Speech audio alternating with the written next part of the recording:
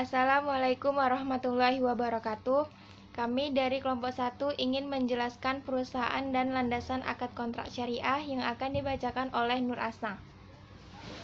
Pengertian akad syariah. Akad berasal dari bahasa Arab akada, yakidu, akdan yang memiliki 3 sinonim, yaitu menjadikan ikatan atau za'la ukdatan, memperkuat atau akada, dan menetapkan atau lazima. Menurut Wahbah Zuhaili, akad secara bahasa berasal dari al-aqdu yang berarti ikatan atau al-rab antara dua ujung baik secara nyata maupun maknawi.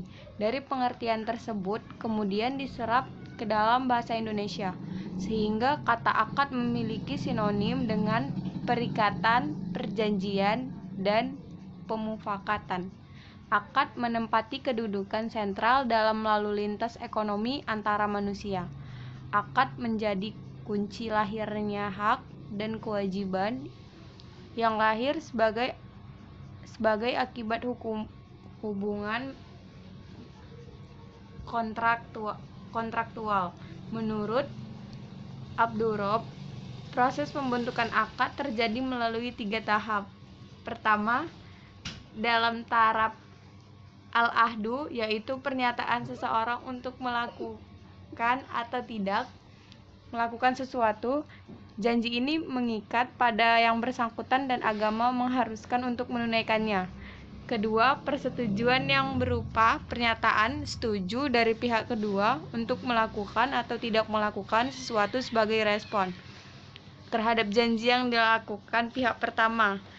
Ketiga, apabila kesepakatan ini direalisasikan oleh kedua belah pihak, maka terjadi apa yang dinamakan akad.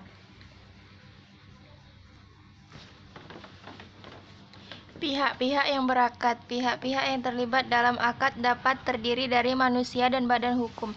Manusia sebagai pendukung hak dan kewajiban, diawali sejak ia lahir dan berakhir sampai yang bersangkutan meninggal dunia. Bahkan seorang anak yang masih dalam kandungan ibunya menurut hukum dapat dianggap sebagai pembawa hak atau dianggap telah lahir jika kepentingannya menghendaki, atau misalnya dalam hal pembagian kewarisan. Adapun subjek hukum yang berupa badan hukum atau al-syahsiyah hukmiyah, kapasitasnya sebagai pendukung hak dan kewajiban dipersamakan dengan manusia, atau dalam istilah fikih disebut dengan al-syahsiyah tabi'ah. Perusahaan dengan prinsip syariah. Suatu perusahaan dikatakan telah menjalankan kegiatan berdasarkan prinsip-prinsip syariah apabila telah memenuhi standar tertentu yang telah ditetapkan oleh Dewan Syariah Nasional Majelis Ulama Indonesia atau DSN MUI atas usulan lembaga pemerintah terkait untuk memastikan syar'i dalam aplikasi. Maka dalam operasi perusahaan diwajibkan melibatkan Dewan Pengawas Syariah atau DPS. Ketentuan ini membuka peluang lebih lanjut untuk menerapkan prinsip-prinsip syariah ke dalam dunia perusahaan. Perusahaan yang menjalankan kegiatan usaha berdasarkan prinsip syariah harus memenuhi persyaratan berikut.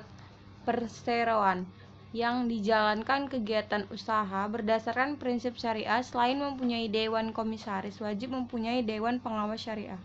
Dewan pengawas syariah sebagaimana dimaksud dalam ayat 1 terdiri dari seorang ahli syariah atau lebih yang diangkat oleh RUPS atas rekomendasi Majelis Ulama Indonesia.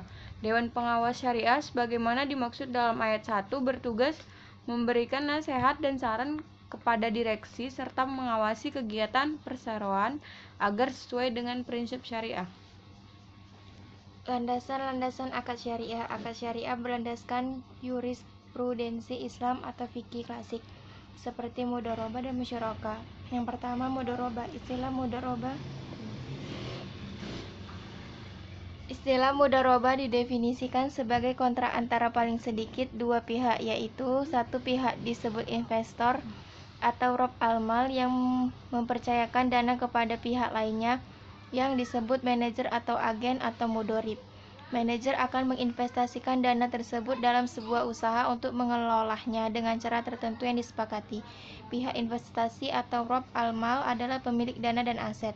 Sedangkan agen atau mudhari bertanggung jawab untuk mengelola bisnis dengan menyumbangkan profesionalitas, keahlian manajerial, dan keahlian teknis untuk memulai dan mengoperasikan perusahaan, bisnis atau suatu proyek.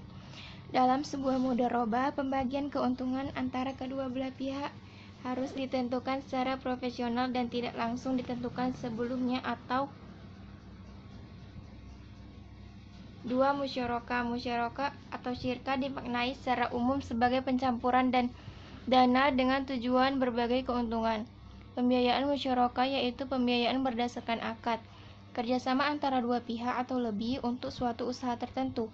Masing-masing pihak memberikan kontribusi dana dengan ketentuan bahwa keuntungan dan kerugian ditanggung bersama sesuai dengan kesepakatan, dan pembiayaan musyarakah memiliki keunggulan dalam kebersamaan dan keadilan baik dalam berbagai keuntungan maupun risiko kerugian.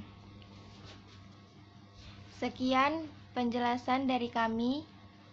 Kami tutup dengan wabillahi taufiq wal hidayah. Wassalamualaikum warahmatullahi wabarakatuh. Menit ya. Banyak kali ya.